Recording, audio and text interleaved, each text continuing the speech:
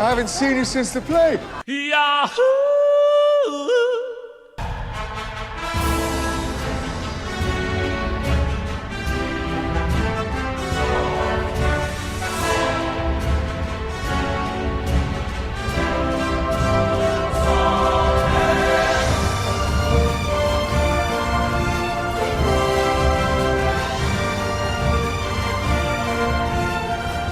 The biggest news of the week.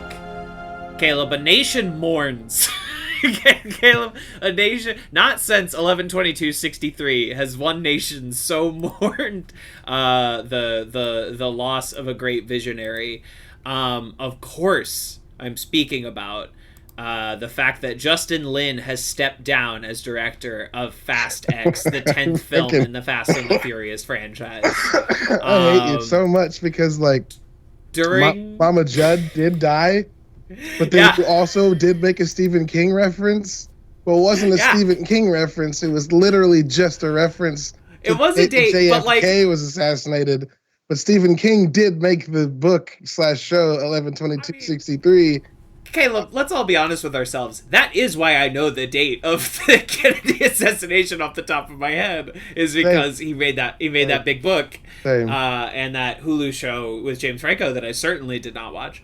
And I don't think he made that, but you know what I mean. Like it's an adaptation of his work that one could see on Hulu if one were so inclined.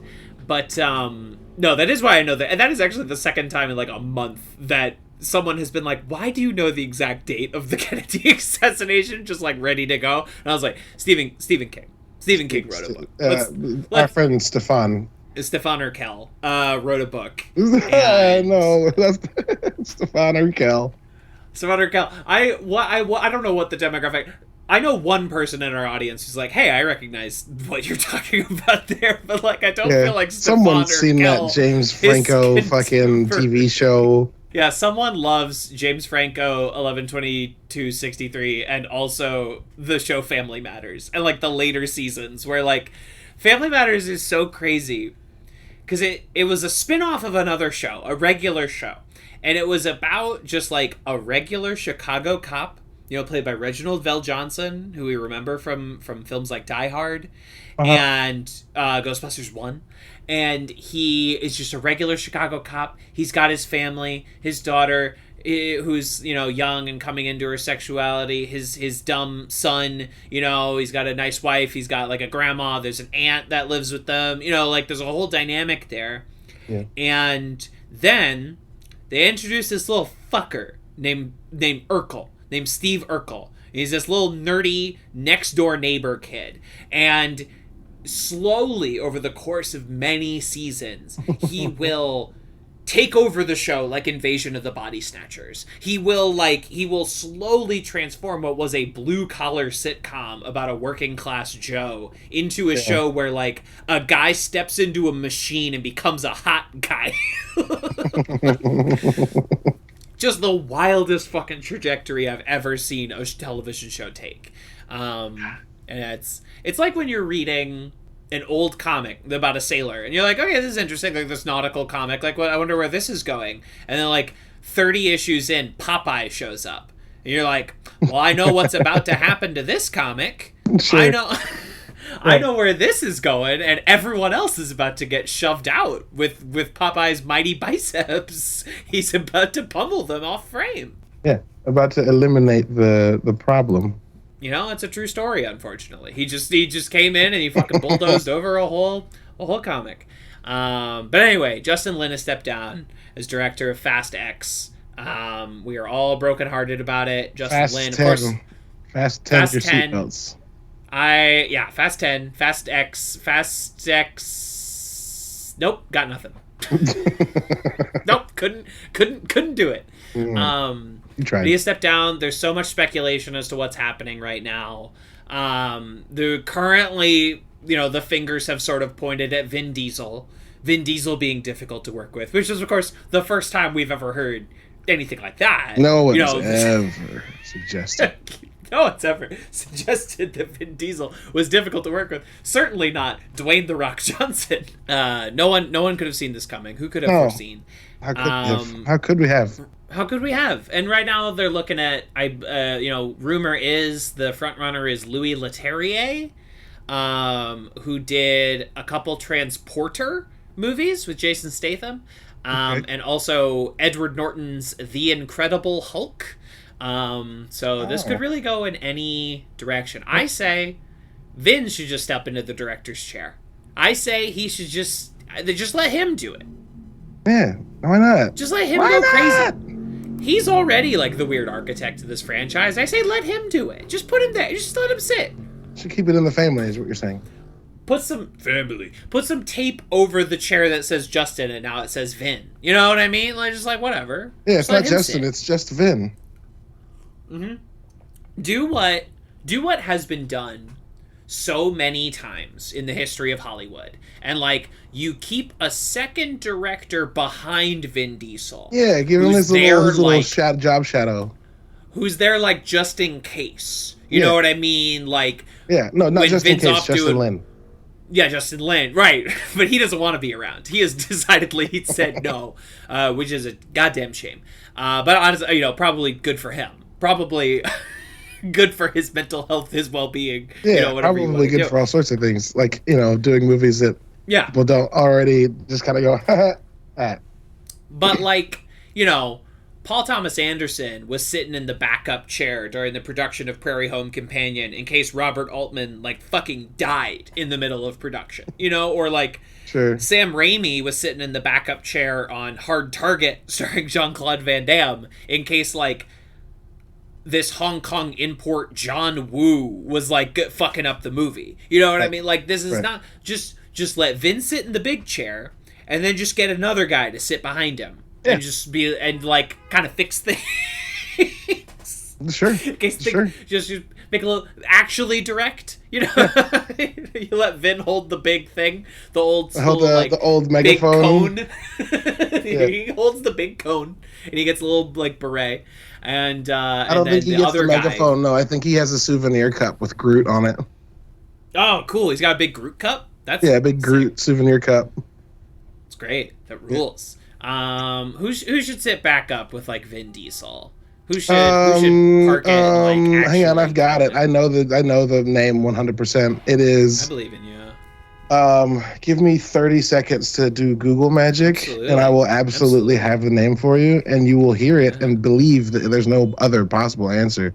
I love this because I'm running it through. I'm like, Michelle McLaren, who's been up for a couple big jobs. Maybe it's her time to sit in the backup Vin Diesel chair. No, Chad Stahelski gets the backup Vin Diesel. Oh, of course. Yeah, I mean, okay. Yeah. Chad, handsome Chad. Yeah, okay. Yeah, fine. Right? No. I told you. Nah. I very rarely know for a fact when I have a fact. Nah, good call. This is it. This is one of those. Good call. Checks out. Yeah, no. Yeah. That's a great idea. Yeah, just let Chad sit back. Yeah. He'll chill. He'll just eat craft services, and every so often he'll just like make one adjustment, and the movie is 80% better. And it works for Vin Diesel because he can't get too involved because he is in fact directing. Not Craven the Hunter, not King the Conqueror, Craven the Hunter. Craven the Sony. Hunter. And so they just have to line up shooting in a way that he can, back seat a couple of times. And it's done. Great. Yeah, he's just hanging out. Yeah. Yes, of course. Sounds good. Yes. Oh, God. My brain is fucking gelatin, Caleb. What's gelatin? My brain. Oh, yeah, dude. Welcome to the club. My fucking noodle, dog. I got tuna casserole where a brain should be, dog. Like, it's fucked up there. Yeah. Put a little hot sauce on there. Honestly, that's good eats. But, like, as a brain, no. No, as a brain, not a good thought processing application, but good food processing application. Sure, yeah. Honestly, like, a very simple construction. Get the job done. It's like 3 ingredients. But, like, goddamn, is it just not functional as gray matter between 2 ears as is meant to function as a brain? Because I've been selling art. I've been shooting short films. I am hunting for lodging. I've been, again, trying to get people to date me. It's too much. More than one man. More than one man can take. Yeah, that's just been the last few years, hasn't it? Like Yeah, I guess nothing so. seems singularly palpable. Yeah, I Everything, guess I you know just what? I feel need a group for insane. all of it. I need a group for all of. I didn't. You know what? I had to put on socks this morning, and I did feel Too like I would have much. done better with some advisors. So, hey guys, can we get some second opinions on these Yeah. socks? Can I get Hey, a hey, my secretary man. of the state of my clothing? Yeah, we Just need a Chad Stahelski for every aspect of our lives. Just like Chad yeah, Stahelski sits behind me in a little chair and he goes like, "No, not like do it like this. Just like move it. Just move that over there. It's gonna be great. Don't say that. Say this." yeah. Oh, also, if it's not Chad Stahelski, it's got to be Neil Blomkamp. I mean, I mean no disrespect, but like my man could use the work. Neil Blomkamp could use a Yeah. fucking job Where the fuck did he go? because I feel like he's in kind of director jail, Caleb. For He's what? in making a couple bad movies in a row, and people, we were so hot on District 9 as a society, as a planet, as a world. We were so hot on District 9. Elysium went over like cold soup, but soup that was not supposed to be cold. I'm not saying it's like the worst movie in the Oh, world, it's not but Marjorie like Taylor Greene's Gazpacho Police.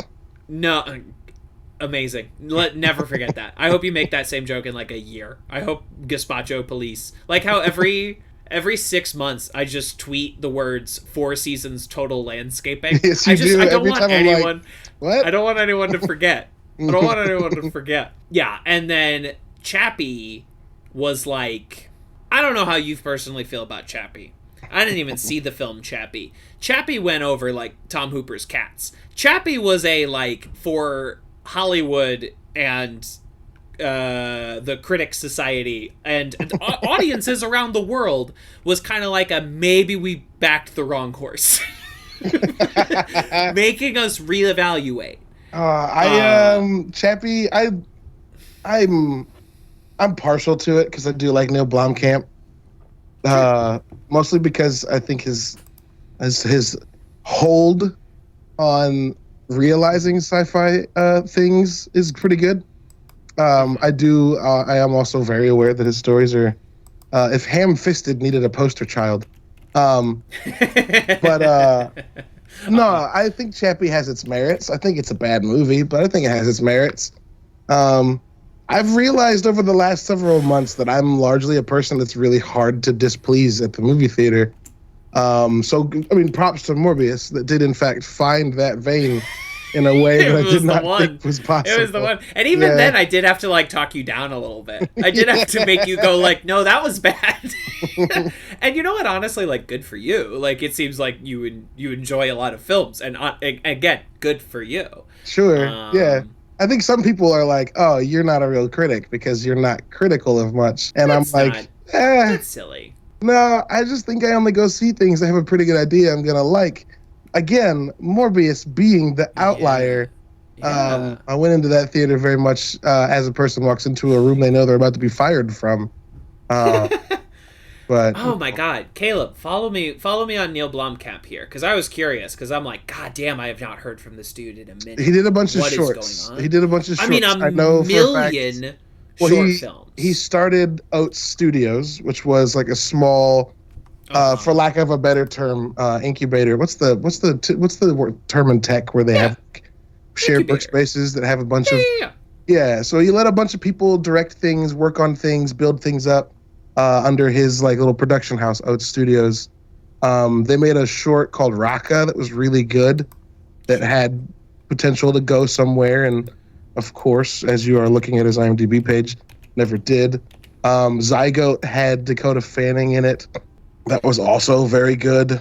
Neil Neil Blomkamp directed a movie that came out last year. Yeah, Demonic. It used a lot of VR technology. And we did not. Well, perhaps you heard of it. Oh, this yeah, I is know the of it. first I am becoming aware that this exists. And for a guy who directed District 9, I mean, that's a bummer to me. That's a big, big bummer. Yeah. And if you look at the cast, also, you can tell that, like, it's even hard for casting directors to find, like, big-name casts that want to participate. Not to be, in any way demeaning to any of the people that are in it, but, like, it's a cast of people that you see on TV largely. And it was a smaller market movie.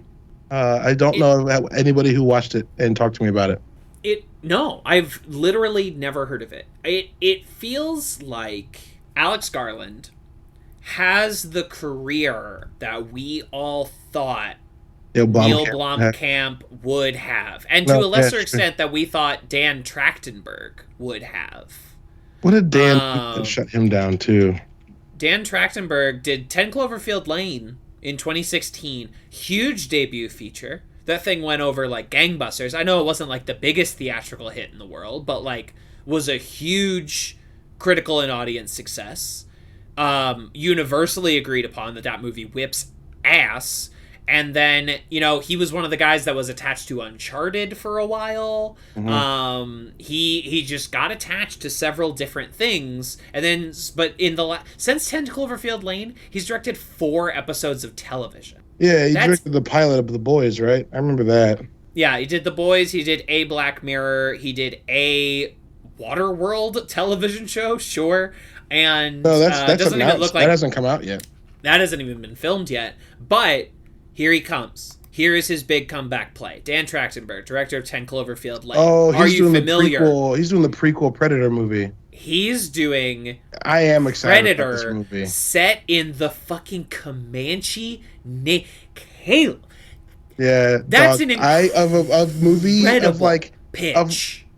Of like, hey, we want to make this thing, but we want to change it. We want to make it fresh. Most of the time I hear that and I verp the smallest, sometimes largest amount. We have not honestly had a fully solid Predator follow-up.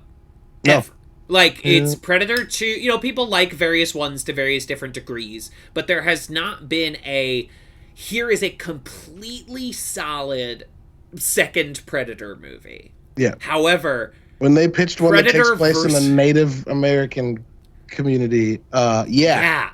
Let's fucking go. 1700s Comanche Nation versus Predator. Yes. Yes. Yes. That sounds great. Yeah. I hope this is a big one for Dan. I hope they don't just dump it like straight to Hulu or some shit. That would be it'd be such a bummer. I want to react with a bunch of people as a bunch of people as the Predator when the Predator shows up. I think the cast is largely First Nation as well, at least so far. And they're all like unknown First Nation actors, which is good. Hey, that's the right way to go. It says summer this year. Hell yes, my boy. Please.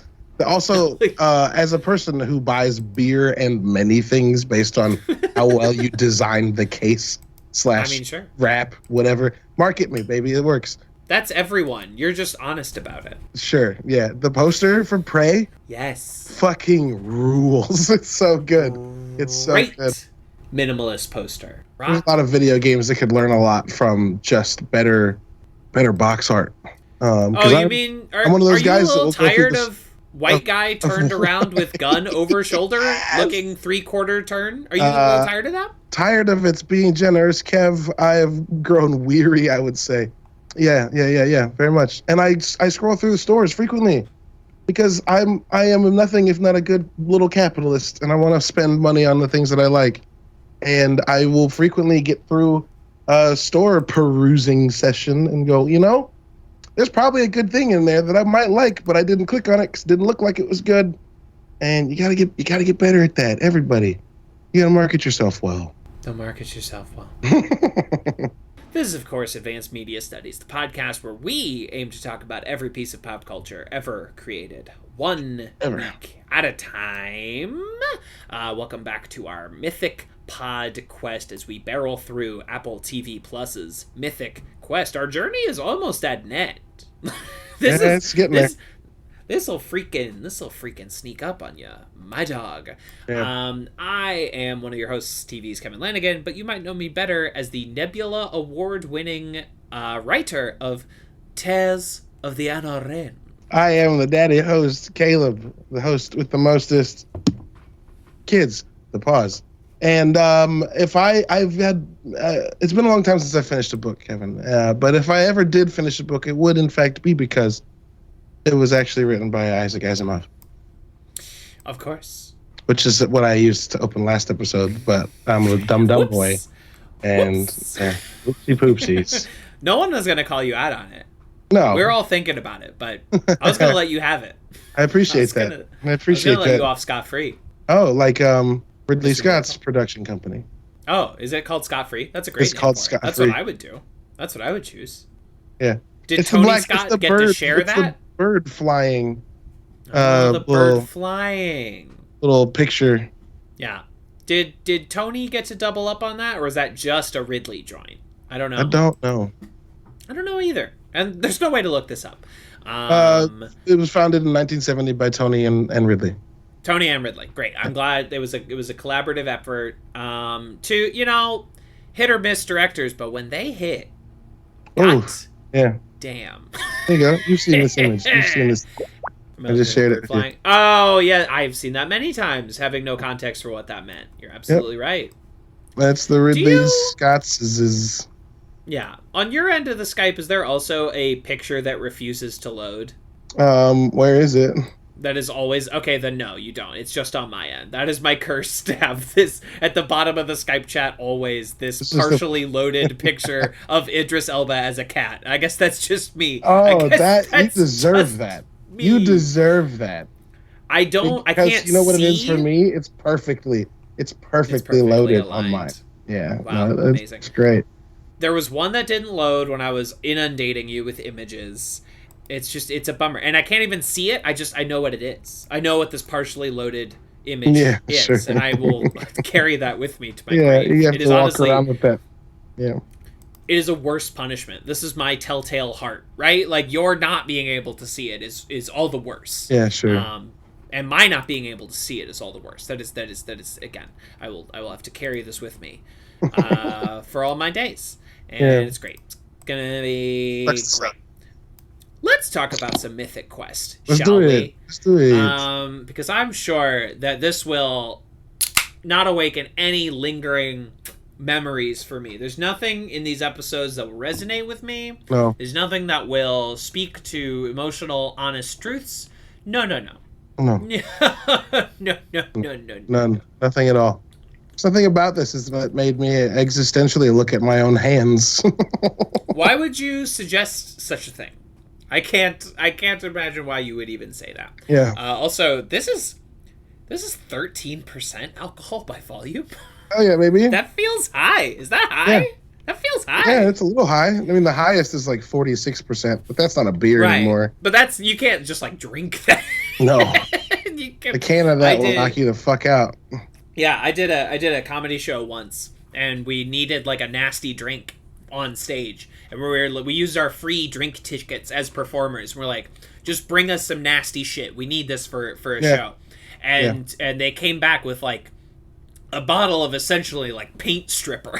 Like yes. it was what you would use to like sterilize birds from an oil spill. It was putrid. Yeah. And we took like little sips of it on stage throughout the show, and like it was so hard to like retain and swallow. And from like 3 gulps, 3 tiny like wine tasty sips, I was plastered on stage. Like it was so fucked up. Yeah. Someone brought you some Malort, it sounds like. Yeah, it was grain alcohol of some varietal. I can't remember, but it is pretty funny if you listen back to that sketch on the Puffin Publishing podcast. Hear people progressively lose their own sanity. Yeah, it's really great, and hearing ourselves like lose our higher cognitive faculties in front of celebrity at the time Ken Bone. Sure, yeah, just losing it. In front of Ken Bone. You remember Ken Bone? That name does sound very familiar to me. He was the guy. He had a red sweater. And he got up and he asked Hillary and Trump about climate change and renewable energy. And the internet was like, what a hero! And he became a meme. People were like, I love Ken Bone. He was a St. Louis local. And because that was where that second debate was. It was at like Washington University in St. Louis or something like that. And he became a local celebrity. And then, what always happens, he got milkshake ducked. They found his, like, Reddit, and he talked about, like, pregnant women being human submarines or whatever. Just, like, a bunch of weird shit. And he got, like, semi-canceled, but nobody cared. Do you know what I mean? Like, it was just, like... Whatever. Ken Bone, nice guy. Did comedy with him. He was a charming man. I'm not disgracing you, Ken Bone. It was just you're a milkshake duck. You got milkshake ducked. I don't know what to tell you. Perfect. Mythic Quest. Oh. Mythic Quest, but specifically Season 2, Episode 6, Backstory, directed by Rob McElhaney, written by Craig Mazin. This episode is entirely a flashback episode back to the 70s, to a young Carl Longbottom, who is coming up at a science fiction magazine called Amazing Tales, I want to say. Very, 60s Marvel-ass name. Yeah. Yeah. Amazing Fantasy is the Marvel magazine that at least Spider-Man debuted in. I want to say maybe Doctor Strange as well. Anyway, Amazing Tales, and he comes up with 2 other writers, and they become a sort of a tripod, a triptych. But as happens so often in these types of scenarios, professional jealousies spring to the surface. Isn't a triptych like a piece of art? Triptych. A picture or relief carving in 3 panels, typically hinged. Sure. Oh, a set of 3 associated artistic, literary, or musical works. So, thank you. I'll give it to you. I'll give it to you. I'll give it to you. They're a force dyad. They're a force triad. A triumvirate. Yeah, a triumvirate. Force triad. Because I just did the English major bullshit thing. We needed to put a name on Rey and Kylo being connected. They can't just be connected. No. It must have a rule. It must have a wiki entry about why they're connected and what that means. It can't just be 2 humans. Best friends around the world shuddered. I hate fuck force dyad. Fucking force dyad. If I met a force dyad in the street, I'd fucking spit on it. Oh boy! Punch them right in their silly mouths. Silly mouths. You had to ruin a good thing like that. Anyway. Sorry. Rise of Skywalker. Again, this episode, I don't resonate with any level of this episode. There's nothing that speaks to honest truths among creators and writers. There's nothing resonant about the guy whose work just doesn't work in this inarticulatable way and cannot process notes as to why it doesn't work. I mean, you and I have never been in scenarios like that. You and I have certainly never been that person. No, God. Can you imagine? That would be crazy. That would be nuts. If that was you and me. Absolutely mental. Can you imagine? You mad lad. That would never be me. Never. What? No. This is the best episode in all of Mythic Quest. Girl. This is the story of a boy. His name is Carl Longbottom. He wants to feel joy. I don't know. Feel joy. He does want to feel joy. The joy of publishing his work, of being approved by one of his heroes. I mean, who among us? This is the difference between Carl Longbottom and me, though, is that if I was in an elevator with John Cassavetes, rest his soul, I don't think I would be able to give John Cassavetes my script. Sure. Do you know? There are a lot of people that I would love to end up in an elevator with. And I think almost none of them would receive anything physical from me. I would never. No. Most of them kind of have a platform basically fully against it, right? And it's not it's no hard feelings, but it's God, if every time I was in one of these scenarios, someone hands me, a script. I've been, I went to a Spike Lee talk in 2016, and sure. Someone handed him he got offered so many Blu-rays and scripts of various film projects and things, and it's just most of them just have to not accept it because because if they end up then they're not gonna fucking watch it. Well, that, and also if they end up making something that's somewhat because they remembered similar, watching they forgot that they watched this thing years ago that they had no emotional or mental investment in. And then that idea pops up in a different form 3 years from then. some kid You can can be like, prove I that it look was in their good with the hands. yeah. Don't Yep. give And it to that's him. why Don't give it to him. that's why most that's why every comic book writer, and I'm sure television writers have a like zero tolerance. Do not send me story ideas. Yeah. Do not like you cannot send me your pitches. I cannot read them. And just about every comic book writer has like a very firm like stance. Like, Yeah. I cannot read it. Yeah. Because it puts everyone in a legally actionable position. Also, similarly, icky. Most places that do require, or not require, places that ask for pitches, or places that require that you send in examples, will often have a disclaimer on them that say like, if something that shows up later that is resemblant of your work, they cannot be held responsible. Like that. Yeah. That happens too. So like, most of the time, just keep your shit to you. Is what keep your shit to I've yourself. learned. I mean, like, if you are applying for a job, that's one thing. That's a different thing, Sure. right? Like, if you are open for a writer's position, but like, yeah, you keep it to yourself. Which is honestly like, it's so funny that like in the world of like old Twilight Zones or old Star Trek and shit like that, they would take your script. Yeah. Like, they would use it. Yeah. If you sent it in, there's a chance that they would use it. No, there was a time where you could send it in and they would be like, "Dope, we like this a lot. Here's $2,000." Great, yeah. Take the 2,000. Very generous. $200. Very generous. Sure. I mean, I guess adjusted for inflation. Here's oh, sure. Here's $2,000. But yeah, in the 80s and the 70s, hey, here's $100, kid. You're gonna see your script in 10 episodes or some dumb shit. In this episode, what does Anne get paid for her story? It's like $100 or something like that. Yeah, it's skippy. It's amazing to watch this episode, to watch her receive $100 for getting her short story published, and realize that freelance rates have not increased in 50 years. Yeah. It's like when you watch Greta Gerwig's Little Women and Tracy Letts buys Saoirse Ronan's short story and he's like, I'll give you this much for it. And you're like, freelance rates have not gone up in 100 years, huh? 100 years! They have remained stagnant, you are telling me. Yeah. 100 years! It's great, isn't it? It's fucking oof. I never find myself in deep existential pain when I think about. Not one time. When I'm like, you know what? I actually fucking did this. I tried to.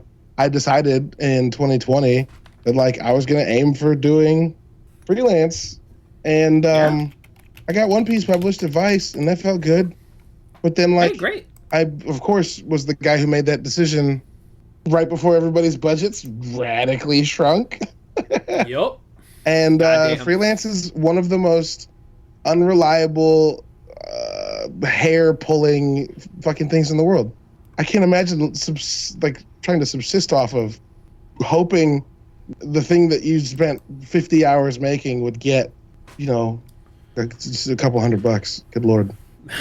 Yeah, and like you feel greedy asking for it. You're like, I spent so long on it. Can you just give me like $300?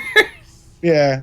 Can you give me enough that I can pay for? Let's see. Hold on. I gotta pull up my groceries and oil change. I just need to cover those two.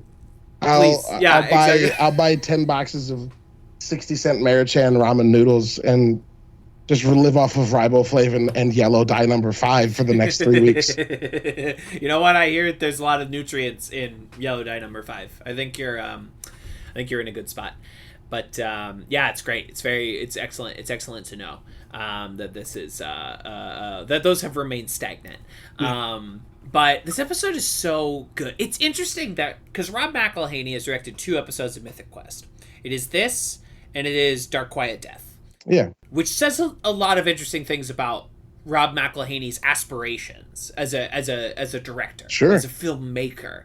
Because I know there was this moment in like 2013, 2014, maybe up to 2015, where the Sunny trio were like accepting scripts for like films and pilots as like they were trying to start like an independent production company. Yeah, like the beyond Affleck and Damon thing. What's that called? Project Greenlight. Project Greenlight, right? But it wasn't going to be like a show. It was just going to be like an off, like and I don't think anything ever really became of that, to my recollection. But he does have, outside of Sunny, these sort of aspirations that Sunny, by nature of its very self, and they're good for not changing this, just like does not allow for, except for the one moment in all of Sunny where they have broken that rule. Sure. Which is that one finale episode with the incredible Mac dance sequence in the prison, which is just like, it's breathtaking. It also like kind of breaks Sunny in a weird 100%. Sort of way. It kind of like shatters the show a little bit to like, oh, you actually feel bad for Ronald McDonald for a second, and it's interesting that like he does have these outside aspirations. I mean, we were talking about it a little bit last week, and it's like, yeah, maybe this show should just be a drama. Like, maybe again with these two episodes back to back. Again, yeah, dude. Maybe this should just be the fucking next episode. Yeah, exactly. You get 3 episodes in a row that are not funny. I mean, like, they have little funny incidental, like, human moment. Like, you right. I don't mean not funny in that, like, they try and they aren't. I mean not funny in that they don't try because they aren't ostensibly funny stories they're telling. So it's like, maybe just go for that. Maybe just let that happen. If Mythic Quest kind of honestly just became like an anthology show about video games throughout history, like that sounds pretty interesting. Yeah, why not? Watch that shit. That sounds pretty interesting. Yeah, there was that. Are you familiar with the book Console Wars? About Sega versus Nintendo. I remember that like Seth Rogen and Evan Goldberg were trying to get like a film version of that, like a dramatized version of that off the ground for a while. And I'm sure what stopped it is just like legally trying to clear all that shit by both Sega and Nintendo. Nintendo especially. Nintendo is extremely touchy-feely about this shit. I'm sure was just ridiculous, was impossible. It's an insurmountable task. So the most that we could hope for is someone doing a thinly reskinned version of it. Yeah. And Mythic Quest would be such a show to accomplish such a thing. Apparently they are almost done filming season 3. So they will finish filming season 3 this month. Yes, my inside sources, my sleuths have come back to me and reported. Yes. That they my moles, my rats, they've dug up their dirt and they brought it back to me, and apparently they will finish filming season 3 this month. So F. Murray Abraham left the show months and months ago, but they only just told us. Sure. They only just announced it. They do that. Interesting. Sometimes. I mean, also it may have been an instance of like, well, no one knows because no one's looked, and now people are asking. So I guess we should say something, or whatever. We gotta say it at some point. Yeah. Whatever. Checks out. But I just find this emotional story about fucking CW, the old pervert, to be so compelling. It's a remarkably well acted pair of episodes by all involved, from fucking Craig Mazin in his second role on the show as the guy who likes his tuna fish sandwiches, the editor, and fucking Big Head from Silicon Valley. That's not a guy I look to for fucking. There is a moment in the first season where we see a photo of young CW, and I remember watching this show last year going, is that fucking Big Head? Is that Big Head Spaghetti, dog? and then he didn't show up again. I'm like, well, it can't be Big Head. Like, they wouldn't just I know that he's not like a name actor, but I was like, that's a recognizable guy, is Big Head from Silicon Valley. Sure. And then here he is. And I'm like, did they know? Or did they like go back and film it and then like reinsert it into the edit of? Do you know what I mean? I'm sure. Did they patch Mythic Quest season 1? Yeah, and put that in there. Sure. I'm sure that like Josh Brenner is somehow friends with somebody in the Always Sunny crew, and so it was That makes like, sense. I'd love to do this episode with you, but like don't know if we can. But like, what if you could be this person? And they're like, yeah, sure, whatever. And then later they were like, we get to do it. We get to do it. You want to come do it? And they did it. I don't know. I don't know, man. I'm trying to look at I'm looking at his filmography, and I'm not. You're not seeing a crossover. Not yet. Not yet. Big Head is one of those guys that he just shows up in things. I'm like, hey, Big Head. I just like to see him. I get a little pop every time he pops up.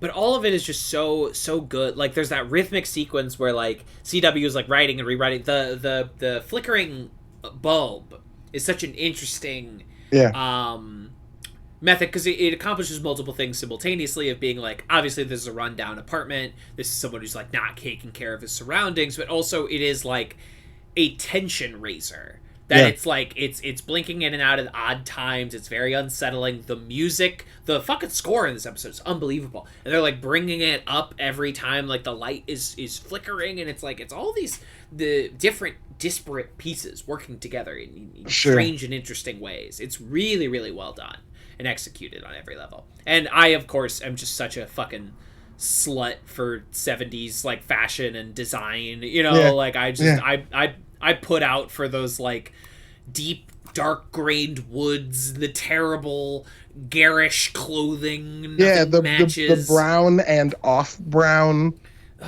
and offer brown, and then like golden brown paisley ties. Earth tone. Yes. Baby. Yes. And then like earth tone fucking cardigans. Yes. Earth tone cardigans and fucking Heinlein books stacked next to each other. That's perfect. Yes. That's the aesthetic. That's the way to fucking go. Honestly, if you look at the cover of just about any Tor book, you know exactly what we're talking about. The typeface has been the same for 50 fucking years. And they always use art. It's perfect. They always use art that's got that like wonderful, like it's like the dusty record sound. Yeah, but in a picture, like it's fuzzy, a distressed cover. It's like the covers come like pre-distressed. Yes. Someone takes some light grain sandpaper and rubs the cover and back cover of every book. I have like 4 of them on my bookshelf right now. I know exactly. Yeah, dude. Ooh, it's a whole ass fucking look. Yeah, it gets me fucking going. Yeah. I'm suddenly very hungry and thirsty simultaneously. Yeah, wowie zowie. It's good. I love it. So you lay that out for me, and I'm gonna dig in with fucking knife and a fork. It's fucking good. Rocks and it rolls, and like there's something so recognizable about the behaviors of the 3 writers, especially when they start trading stories, right? Especially once they start critiquing. That is the beginning and the end of every writers group. That is it always marks hey, again, I'm sure you and I have been in situations where like this person is a dear friend of mine. We get along so well. I do not respond to the art that they have created. Sure. Right? It's like I do not resonate with this, or God help you, I do not think it's very good. And honestly, I bet you and I have both been on the other side of that conversation as well. Absolutely. I'm sure there are plenty of people out there who think I'm a swell enough guy and just like don't like my podcasts or my comics or my films, and you know what? That's fine. Keep living. I just don't want to hear about it. Just don't tell me. Yeah. You can keep that locked up, which is also why I don't send anything to anyone for notes. Yeah. And in turn, I do not expect anyone to send things to me for notes. This keeps our friendships happy. This is how we exist harmoniously. I've had several people be like, will you read this? And I'm like, because I'm nice, I'm like, yeah. And then I get it and I don't. I never do. And I feel bad, at some point, No, and then later I'm like, I don't feel bad, because if I had said something, I'm sure it would have been like the one thing that they didn't want to hear. Yeah, people It's don't weird read my though. shit. I am the king of not reading shit that people send me. And it's not on purpose. I just like I got stuff going. I'm sorry. I don't remember to sit down and read the Yeah, thing sure. that has been sent to me. And I've done it to you, my friend, and I am sorry. But Oh, it's like fine. I did it to me. yeah. Yeah. I sent you something. You sent me and Jace I things to did. look over before. Sure. Oh, I did. I wrote like a Yeah. horror story last year, and I was like, weird, right? I do remember this now. Yeah. And it's like, I love you. I didn't get around to it. No, And I don't get around to anyone's. And Nope. no one gets around to mine. And it's great. It works. it works out that way. What's even funnier though is that we all at some point have talked about how much we love like feedback. I mean, yeah. But it's not true because we don't want it. But it's not true. No one wants it. It's really We're weird. all lying to ourselves, right? Yeah. Or lying to each other. When we say we want feedback, when we say we want constructive criticism, no, we don't. Actually, no. Actually, no. Yeah. And most people are bad at giving notes in several ways. That's when I discovered that I didn't actually want feedback. Most folks. Is it like in college I got feedback from people that was like, this isn't actionable. This doesn't even make sense. Also, I think it's wrong. So ignoring it is going to be my modus operandi. Yes. Oops. I've been, in various classes, script writing and prose, I've been in those situations, and like you just have to like sit there and take it, and you're like, I don't like this at all. And it's a completely different scenario. Yeah. If you're like, if you're an author of a book and you're working with an editor, that's different than notes. That's like a collaboration between an author and an editor, or a filmmaker and their editor. Like any different combination. That's different. But like, no one really wants the outside notes, and people feel like they have to give notes when if they read the story without needing to give notes, there are things they would be fine with otherwise, but they feel like they have to give notes, so they come up with things to give notes about. And also, people are bad at conveying what is actually wrong, so they hone in on things, and you're like, well, that's not really like the actual issue. You know what I mean? Like, in a lot of cases, it's not even coming from somebody that like, when they start giving, I'm about to sound really up my own ass, but like when they start giving structural advice, I'm like, you don't know what you're talking about. Do you? And if you do, like, no. I mean, no. And so, like, as soon as these writers start trading their stories back and forth, like, it's over. Because, like, someone's not going to bring it, even if they're your dear friend, and you're not going to respond to it, and then you have to sit through like both sides of the conversation, which is the most awkward thing you've ever dealt with in your entire life. Don't send things to people ever. Don't do it. Just don't do it. Don't do it. Sometimes you love a person and they just don't resonate with your shit. Do you know what I mean? Like they're like, I love you as a human. I don't get your art. Yes. Also, yes. And that can be very difficult, and balancing that is interesting. Yeah, absolutely. I also love at the end of this episode, back to Mythic Quest. Yes. I love at the end of this episode, I guess the end, the second third, I'll say. No, it's the last third. It's the last third.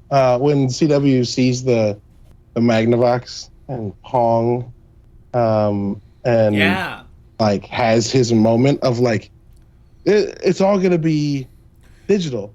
One big pixel virtual become 16, world. become 32, a line vibrating out like lightning. Like he goes on that. Has his fever dream about video games. I love it. I love it so much. Wild. I love it so much. Yeah, it's so interesting as like a dramatic beat, and then of course it pays off in, I forget if it's the very end of the episode or kind of like an end tag. I can't really like recall the exact editing of it, but the scene at the end with Ian and Poppy and like really brings that around full circle wholesale. You know, it really like circulates that back around. Yeah, 100%. And it fucking boinks. I don't know. Like, it's just it's really powerful. All of the no main cast members appear until that scene at the fucking Ren Fair, but the performances across the board are really, really strong. It resonates emotionally with anyone who's ever been in a creative partnership group or been stepped upon creatively. I can't speak to its accuracy of representing 70s sci-fi magazines or whatever, but it feels like, do you remember that movie Don't Think Twice? It's directed by Mike Birbiglia. It has Keegan-Michael Key and Gillian Jacobs. It's about like a New York improv team. No. Chris Gethard and Kate Micucci. Good movie. Okay. And a lot of people in my circles, for obvious reasons, will nitpick its like lack of quote unquote accuracy. Sure. But like what that movie gets so right is the emotional accuracy of like professional jealousies, even in a group of your friends and your peers and your collaborators. And one, Keegan-Michael Key in that movie starts taking off and going to SNL, and Chris Gethard is still selling samples at Whole Foods. And that resonates so strongly in that movie that I can forgive like its slight inaccuracies to how the actual mechanics of things work. Yeah, of course. I thought that way about Mythic Quest initially, right? Like we've talked about it. It's a book-based comedy. There are things that are like, well, obviously this couldn't be like this, or people would get fired. But then you're like, it's a show, whatever. And then the rest of the dynamic is like, oh yeah, no. The like mental power struggles between Poppy and Ian, very real. The literal physical ones probably don't happen that much. Especially not between male and female coworkers in that way. It's much more just male coworkers being assholes. But yeah, no, 100%. Like it nails the emotional. It grounds itself emotionally and through character. The flashbacks do that really well. The show does that really well. Yeah. Fucking rules. It's good. And it only somehow, like, it's a complete piece unto itself, but then it provides the perfect stepping stone for the next episode. Yeah. To like, honestly kind of resolve it in a way that, but it's completely satisfying unto itself, so you don't even feel like it needs resolution. Yeah, 100%. And then we get the next episode. It's like a great sequel in that way, like a Godfather 2 or a Before Sunrise or any of these things where like the first piece is so total and complete. Yeah. And then the next piece somehow enhances it and closes loops that you didn't think needed fucking closing. Yeah. Yeah. I didn't realize that was a loop. But I guess I'd been going around like this for a little while, and then I came back around, and I'm like, oh, it was a loop. I was in a loop. Who knew? Yeah. And that loop continued into Season 2, Episode 7, Peter. Directed by Todd Bierman, written by Humphrey Kerr. In this episode, Rachel drives CW up to the home of his old writing friend, Peter, played here by the Big Hurt, William Hurt. Yes. And they have both been sort of bamboozled into this meeting by Peter's daughter, played by the same actor who played Anne in Backstory. So good casting there. Yeah, so it's almost as if Anne was the one who was bringing them back together. Interesting. Yeah, it's also almost as if Anne was the one that was the reason for the contention between the two of them in the first place. Interesting. Yeah, God, and you feel that? I mean, Jesus, you've been in a scenario where like someone's crushing on someone, but you know it ain't reciprocated, and things are about to get like dirty and personal. Ugh, man, it's fucked up. Fucked up of that episode to do this to us as a society. But they come to blows, but ultimately end up reconciling in a peaceful sort of way. Yeah. Around the 20th chapter in the Hammerfell saga. And bringing back the lemon trees from a tiny little moment in backstory, growing this huge lemon grove in their backyard, and it's beautiful, man. Yeah, it's beautiful. Super unexpected. Yeah. Like, I mean, we keep saying we got to start watching things or reading things that are more easy to predict, I guess. I don't know. But, like, we talk about Community, and we talk about Sure. Witcher, and we talk about this, and, like, maybe we just have good taste in shows, so maybe I'll just take that Could be. I'll take the little insult I guess I was giving us back. But, like, the fact that, like, we get backstory, and it's so good that we're like, fuck. And then the next episode is also so good that we're like, fuck. Like, come on, man. At some point, you have to start expecting it, or you're going to start looking like an idiot, I guess. This episode's really good.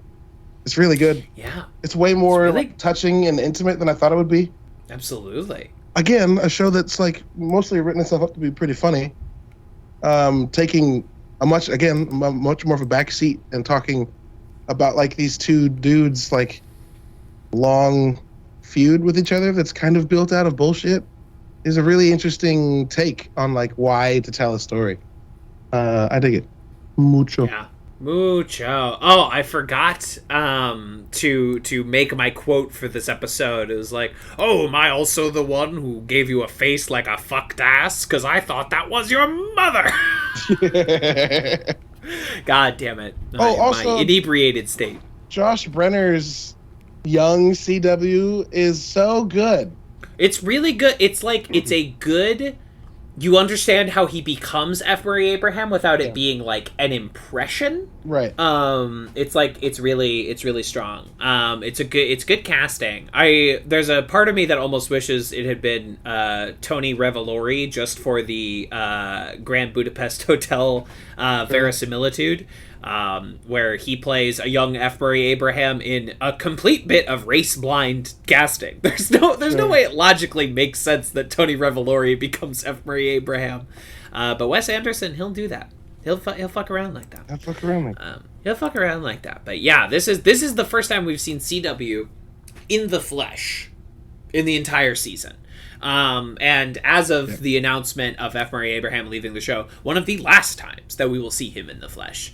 In watching this episode, in retrospect, now knowing that, it's a pretty perfect finale for this character. I believe he's in the next two episodes, but, like, he doesn't hold any dramatic weight. This is really the resolution for this character. This is the end of what he needed to solve.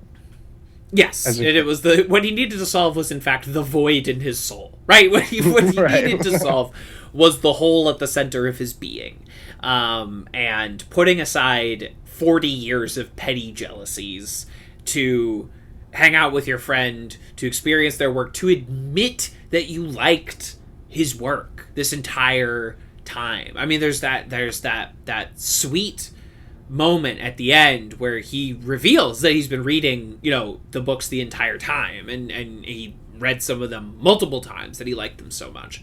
But there's just that pettiness, that stubbornness, that smallness that won't let you just admit something like that lurks at the heart of man, that is so fucking devastating, that is so... It just keeps us from loving each other, man. Yeah. Not a funny thing you just said, but the delivery. No! Keeps us from loving each other and loving ourselves, man. Yeah, man. Totally, man. I get it, dude. It's just fucked up, man. It fucks it up, dude. Set aside, man. Put aside your little ego and embrace each other. Embrace yourselves, man. Come on. Come on. All we are is dust in the wind, dude. All we are. Come on, brah. fucking embrace it, my broheem. Just unload. Just let yourself have it, dog. Yeah. Let yourself have these tenuous bits of human connection, because they're all we fucking have. They're all we got. The world is terrible. Roe v. Wade just got overturned right now as we are recording this. Like, man, let yourself connect and bond with people, because it's literally all we have. I don't know if our listeners believe in God, but if you don't, like, man, this is all we got.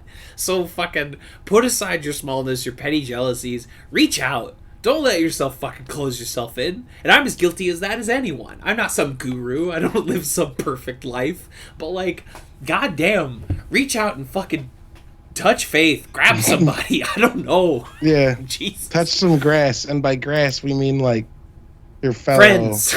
Your fellow humans. Consensually touch grass. And by grass, I mean your friends. Touch grass when grass desires to be touched. You know, Yes. if you're like, I haven't hung out with grass in a while. I like grass. We get along. Talk to grass. Reach out. If grass appears to be reaching out, reach out to the grass. Make plans with grass. You know, you don't know what grass is going through. Maybe grass could really use a friend to hang out with right now. Never know. Maybe you reaching out to grass will just, like, make grass's entire fucking day, because you don't know. You never know. You don't know. We're all lonely. We're all unsure. We don't understand the future, and we project ourselves to be people that have something together, and then secretly we're all just, like, insecure nobodies who don't understand our place in society. Fucking reach out. Touch grass. And again, grass is your friend. I didn't know the Roe v. Wade thing until you just said it, and I'm... What? Yeah, it, like, just happened. Like, while we are doing this. I'm sorry, I did open twitter.com while we were doing a podcast. I've noticed that my Twitter has so many notifications on it, and I haven't been looking. People be tweeting at this exact moment as, like, rights are being taken away from people in this very moment. And it's like, goddamn, this interpersonal connection is all we fucking have. Because people in power aren't looking out for us, aren't looking out for you. You know, are like, we all know that, and like, I'm not saying, like, don't vote. I'm not saying don't get involved. Obviously, I'm not saying that, because there is one option that is certainly better than the other. But, like, no one is really looking out for you except for each other, except for people on your level. Get involved in your neighborhood, your town, make people. That's why I go to not even speaking politically. Right? Like, get involved in interpersonal connection. Spread joy. Have a place that you go all the time, so that when you go, your presence makes people happy. Have a park you go all the time, so that when you go, that one little corner you go makes you happy. You know what I mean? Like, small shit. The shit that, like, actually intersects and overlaps with your day-to-day. That's the stuff that we need to be, like, investing in. To use a very monetarily based term in a non-monetarily based way, like, make as you get older. I don't imagine we have very many young people listening to this, but if we do, what's up? But, like, we're all approaching or right at or just beyond 30, and like, any of our listeners who are older than that will also be like, the older you get, the fewer friends you have, but the better they are. Like, pay attention to that shit, right? Like, this episode is so much that, right? Like, these two older fucking guys who've been bitter for so long were, like, sitting down next to each other and realizing, like, you're the last fucking person I was young with that's around. And, like, dude, finding that small group of friends, and, like, being able to do anything. Like, go to a coffee shop, or go hit fucking golf balls, or go watch a movie, or just, like, sit and drink at a bar while sports ball is on. Like, that shit's important. That's the shit that we need to focus on. Like, hanging out, building those connections, investing in our community in not like your town's community, like your personal, your in your head community. That's what I mean. That's what we mean. Your like-minded people, or people that you have formed connections with or could form connections with, you know, like, that's all we fucking have. And I know I've said that, like, several times, but, like, all of my favorite TV shows come back to that conclusion, essentially. You know, that was what the fucking thesis of Community was about, obviously. That is the fucking grand conclusion of Lost, that we, like, literally build afterlives together, you know, like, that is the beautiful conclusion that we all can reach, and yet we are so reticent often to do it and do it correctly and do it in the way that we would like to see it done. And we let these things fester for so long. We don't reach out to people for so long, and suddenly 40 years have gone by. Yeah. And you are harboring the same petty jealousies of 4 decades. And the longer you let them fucking sit, the more that moment you realize they're dumb makes you feel dumb, right? Like, yeah, a 10-year, like, fuck this person, and then you run into them and you're like, I don't know why, is so much less personally embarrassing than if you let it go 40 years and you run into them and you're like, oh my God, most of my life I've kept myself from maybe being friends with this person for a reason that's fucking trivial at best. Yeah. A moment of vulnerability, of like confessing you made a mistake or expressing that you wish something was different with someone can completely change things. I'm not saying it always will, but like that brief moment of vulnerability is worth not letting it languish for 40 years. Yeah. You know? And like, I hate to be morbid, but people fucking die. Yeah. And you will feel so much worse not resolving these things with people you wished you resolved things with. Yeah, 100%. Than if you let it go until they die. And not even of old age. People unfortunately die all the time. Of all sorts of shit. This is an unfriendly world. You know? And it's not like an unfriendly world in the way that, like, oh no, they got cancer, I better make time. It's an unfriendly world, and like, oh, they got in a car accident and they're gone. Like, that shit happens to me not recently, but like, sometimes most people of the are just gone. Drives these 2-ton death machines every day. Yeah. And like, this shit unfortunately happens. There's so many like people from my high school, of my graduating class, that are just like dead from car accidents, you know? Or like heroin overdoses, like people my age, you know? Yeah, and like, it's a fucking random ass place that is not hospitable. Yeah. And depending on, like, I know various people believe different things, but like, you don't know. No. So you might as well, before that period gets put at the end of the sentence, like, you might as well try and add some things to it, because like, you don't know. Yeah, 100%. You don't. I believe various things, but like, at any time, honestly, for me. Yeah, from various moments throughout the day, it my feelings sometimes on it are different. Yeah. And anyway, I don't know. That's what this fucking episode's about. It sounds like we're off topic, but we're really not. No, we're really not. This is and all like, about. even more on topic, right? Is that like, since this episode's come out, fucking William Hurt's died, and like, his character in this does very much seem like he doesn't have a ton of time. And like, I think we had the conversation a couple of weeks ago talking about the CW Longbottom not coming back, and whether or not it was, you know, scandal based, or if it was just like, we discovered that F. Murray Abraham's fucking 82, and like, not a young man, not a spring he's chicken. Just done. And maybe that was added to by the fact that he just acted with William Hurt, who was 10 years younger than him, and then who passed. And then maybe there's a chance that F. Murray Abraham was like, you know what? I'll spend a little more time with my grandkids because I can, or whatever. Yeah, dude. Like, of all the things we're saying, fucking William Hurt passed because he got sick and just didn't beat it. And like, that shit happens all the time.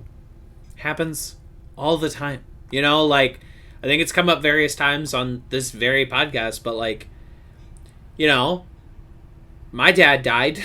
Yeah. Not that long ago.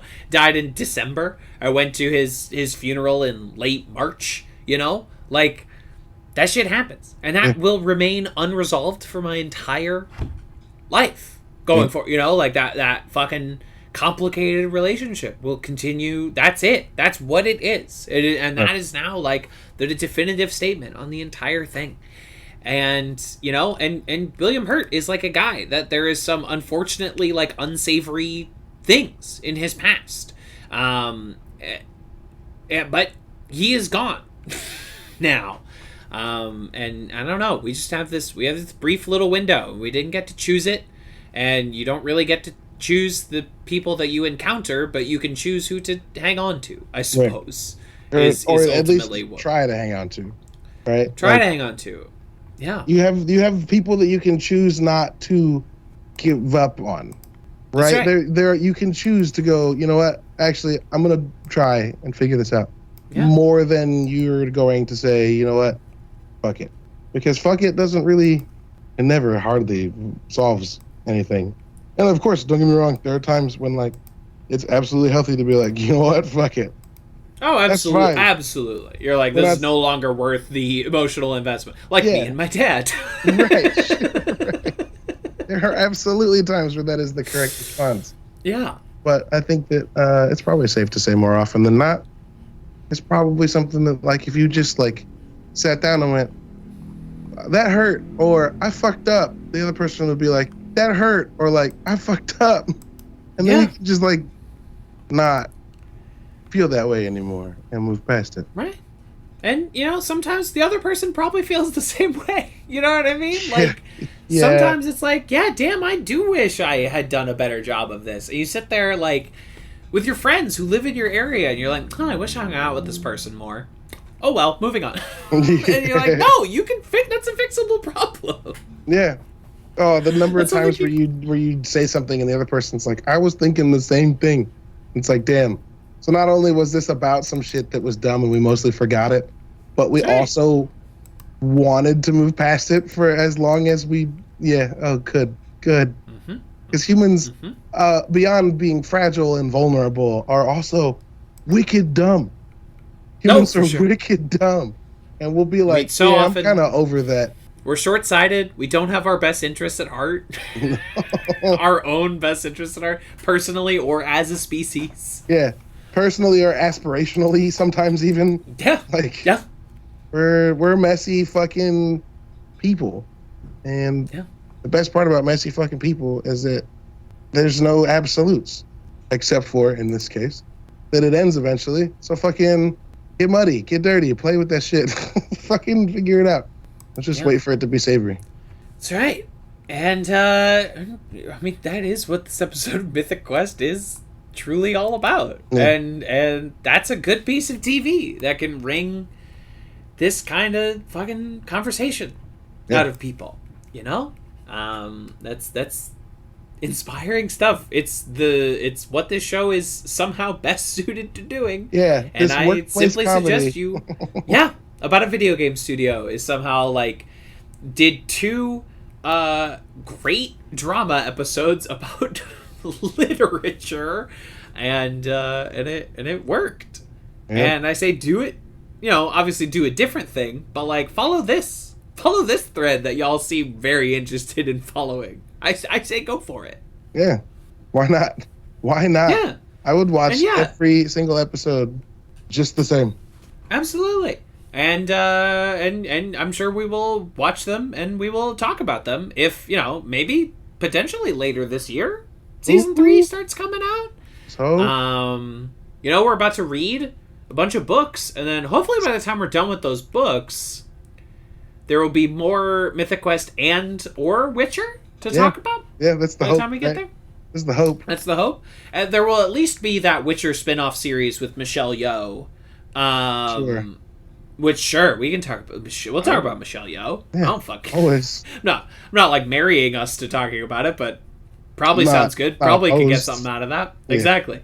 It's the year of Michelle Yeoh, and we're all just living in it. Yep. And we're making that work. Yeah, we'll fucking. I don't know. We'll figure it out. I don't know how we got to talking about. I think about the show too far in advance. Is part of the issue. No, that's a good thing though. That's a good thing. It's a good trait. One of us has to. Yeah.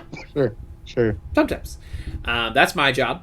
One of my jobs on the show is just make sure, you know, we have like a schedule. We have like a plan. And that's what I'm doing here, folks. Yeah. Folks. Yeah. So, yeah, I mean, as a resolution of Carl Longbottom, this is a remarkably strong, emotional and thematic and overarching finish for this character.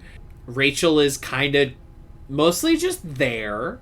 but I understand why she has to be like. Yeah, it makes a lot of sense. He needs someone to talk to. He needs someone to bounce off of and exposit and people to advance the plot. Makes a certain amount of sense for it to be Rachel for various reasons, as we talked about, underutilized character, and it can't be Ian in this scenario. Ian would wedge himself into it too much. Yeah, I think Poppy, or he would just fucking leave. Yeah, or just leave and fuck out and like leave CW stranded, dump it by the side of the road when he's having the when he's too drunk, you know, when he's like very ill. Poppy's a little too broad. Could have been Dana, I guess, if you're just like choosing from the cast of Mythic Quest. No, but we got more Rachel, who is our other favorite thing to talk about. A strong. I couldn't remember how much she had to do in this episode, and the answer is not a whole lot, but a decent, like, steady hand sort of presence here. A level head in this very odd sort of back and forth scenario, and we're grateful for it. Thank you, Rachel, for being here, for dumping CW back. And then you see the daughter, and you're like, wow, that's really good casting. And you're like, oh, it's the same person. Oh, wait. Yeah. Her hair just looked different. And there is someone on Russian Doll Season 2 that looks a lot like that actor in the 70s, and I was like, is that the same person? It's not the same person. Different person. I'm just telling you now. In case you ever watch Russian Doll. Which you might for this podcast one day. Someday. You never know. It's definitely on the table of things we could talk about. 2 seasons. 2 seasons. 8 episodes each. Yeah. Yeah. That's our very jam. Easy. We'll probably be on the bracket. You know, because we're next year's bracket, which is theoretically like 16 under 16, things that would take us less than 16 weeks to cover. Right. Russian Doll's a fucking easy one on there. Fleabag, obviously, on there. Yep. Barry, on there. Also, Ted Lasso's on this one.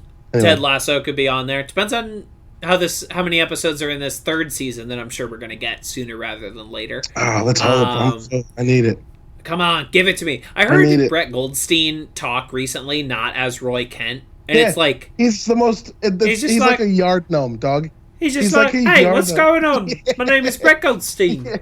He's a fucking yard gnome. He sounds so pleasant. You're like, oh. Hello. I love films. I love talking about movies, you know? And you're like, wow. I know that actors act. I'm not an idiot. But it's like, he's just a completely different guy. He's just like, he doesn't sound the same. He doesn't act the same. It's funny. Congrats on that Emmy, my good man. Films to be buried with. Today we're talking about Space Jam. And you're like, oh, wow. Oh, okay, interesting. It seems like a nice little guy. Yeah, very much. Seems like a nice little man. It's just really funny when in Ted Lasso, he's like, oi. No. Fuck off. You. Get out of here. Jamie Todd. I love him. I love Roy Kent. Yeah, Roy Kent's the shit. I feel Roy Kent. He's here. He's there. He's every fucking where. Roy Kent. Roy Kent. I think that show, unfortunately, just had a bunch of like weirdos who were like, this is what we need for society. And it's like, no, y'all, it's just like a good show about like a... It's just, like, chill. Actually, like, what if it was just a good show? Shut up. Jeez. What if it was like it's not the solution to humanity's problems. It's like when like the wrong movie wins Best Picture and people get like mad at it. And it's like, it was like a nice little movie, and unfortunately it won Best Picture, and now everyone's like super weird about it. Yeah. It would have been better if this was like a little thing that you're like, oh wow, that was nice. Right. Instead, now you have to think about it with more cachet than it. Bunch of fucking weirdos. Sounds great. Mythic Quest. Yeah, no wonder they had to fucking push that Ian and Poppy story forward. Because there's only 2 fucking episodes of this season left. Yeah. We're gonna be done with Mythic Quest next week. Fucking wild. Ain't that something? And then it's Kevin's turn to choose a movie. I think I know what it's gonna be. I think I've decided what it's gonna be. It's a movie that is hard to find, and I have a little I have a little video file I can share with my co-hosts, because it's a movie. It's a film that's a little hard to track down, if you know what I mean. Yes. But it's great, and it is the only movie that I have watched during quarantine that depicts a world that is as insane as I feel. Okay. as insane as I feel the world is all the time now. It gets it. And it was made in 1971. 50 years ago. It perfectly predicted COVID brain. So it'll be great. But we got to finish Mythic Quest first. 2 more episodes. Round out season 2. Rock and roll. All night. And part of every day. Yes. Yes. Great. So, got any plugs this week, my friend? My friend Caleb? I wish I could plug whatever it is that's causing me to still feel like shit. That'd be great.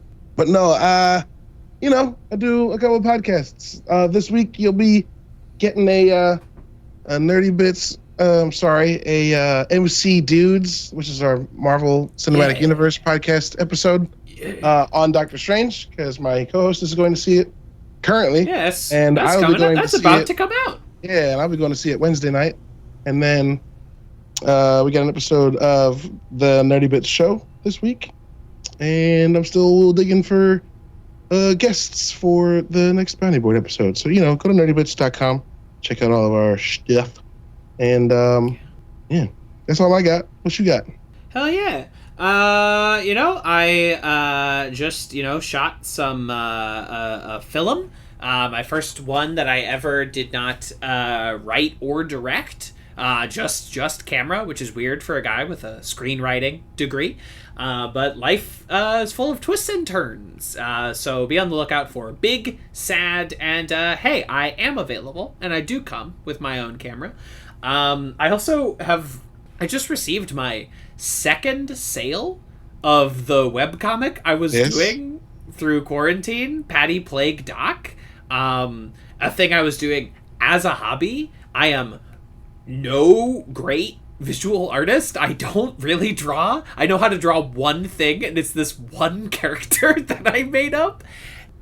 Prints of that are for sale. You can buy very reasonable rates. You get like 4 to 6 comics per page, so that's something, very reasonable rates. I will ship it to you.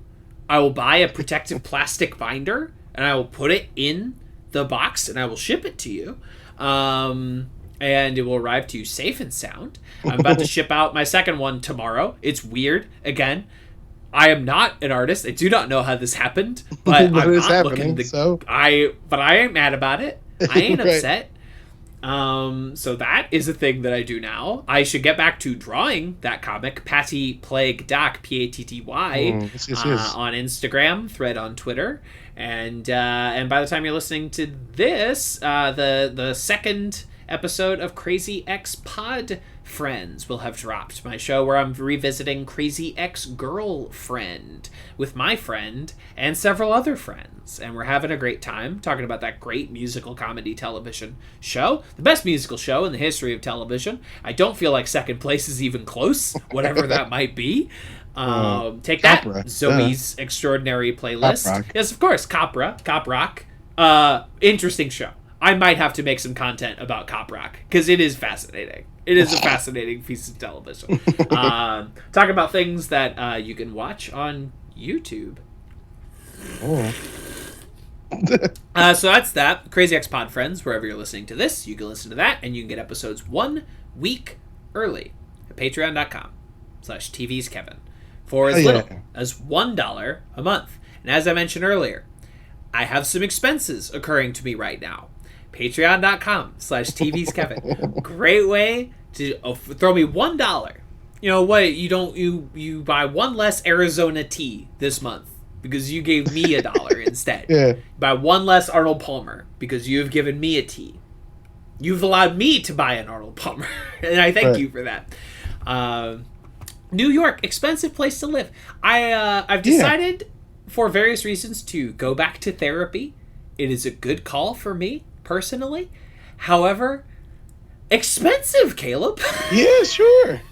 Crazy. Fucking that costs. How do you say this? Money. costs It's a pretty not little. penny. It's not little. Yes. And like, if that therapist says, "Hey, you should go on antidepressants," that will also cost me money. Oh, this What funny gives? thing's a real sucker. This is a fucking Fucking racket. hate it. It's a Caleb. racket, dude. I'm starting to shit. question the American healthcare system. I hold previously on. thought it perfect and impervious to Wait to a questioning. minute. I What's going I on? have questions. What is this? Who okayed? Who approved this? What fucking gives? Stamped this. Ay. So patreon.com/TV's Kevin. I will plug it again. I guess I shoot weddings now. I'm shooting a wedding in September. Oh, yeah? I can shoot your wedding, baby. I'll shoot your wedding. I can shoot your wedding, baby. I can watch you and your wife kiss. I couldn't make it rhyme. Because he says I could kiss away the pain. I was trying to work in the kiss thing, and it didn't go. Yeah, it's okay. This is You're my shooting second weddings, not singing at them. Yeah, exactly. I'm not the fucking musical act to your wedding. Get a DJ. This is also my second Cutwater Pina Colada, 13% alcohol per volume. So perhaps that is why I cannot improv a song at the given moment. If you want to hear me improv a song every month, Crazy X Pod Friends, where I do sing on every episode, and that is something you get to hear. Hey, how do people get that? Wherever they patreon.com/tvkevin 1 week Yes. early, but available on all the usual podcast platforms the next week. But you wanted a week early. I know you do. Yeah, everyone wants it a week early. I know you do. You don't get this show a week early. Well, we also frequently delay this show, so. Also, yes, I don't often have time to get it out a week early for you. Yeah. But no, this advanced media studies is for the people, right? We're giving this out for everybody. Yeah, everyone gets a little piece of the T-bone steak. Everyone gets this. Okay, you can have this. This is for the people. We're the people's podcast. But something else, I could use $1. Let's be honest about our friend TV's Kevin. We will be back next week to fucking finish Mythic Quest Season 2. Ain't that something? Yeah, that's wild. And then we will be out of Mythic Quest temporarily. We'll be out of Mythic Quest shortage. What are we going to do, The Kev? supply chain of Mythic Quest has slowed down. Well, of course, we're going to talk about a movie. And then...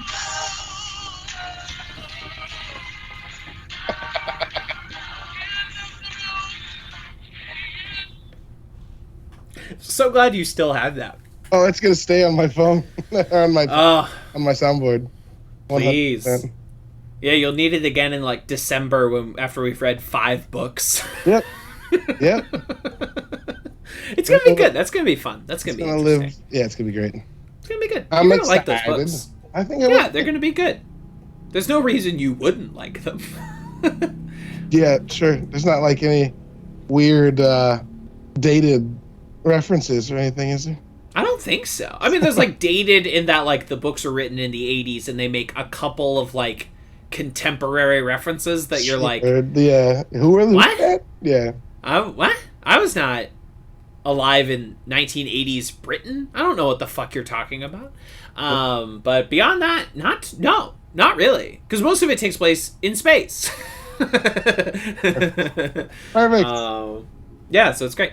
And until next time, I hope you enjoy your dinner party. Oh, that great DP action.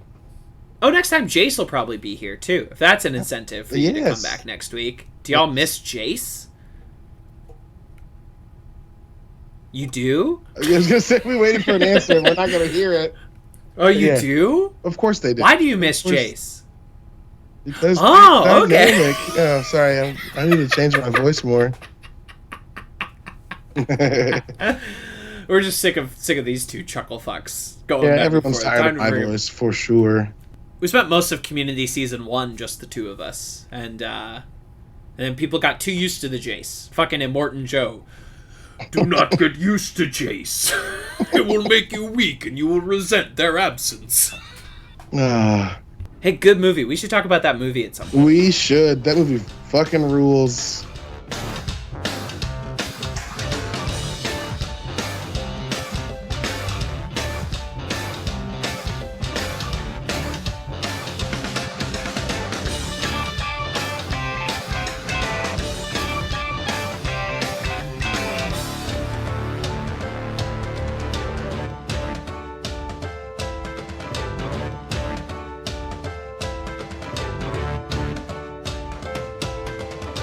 This has been a Talkback Podcast. That was quite a show. Very entertaining. Please tell your friends about this show. Boopy doopy doop boop sex. Larry, I'm on DuckTales. Dinner party.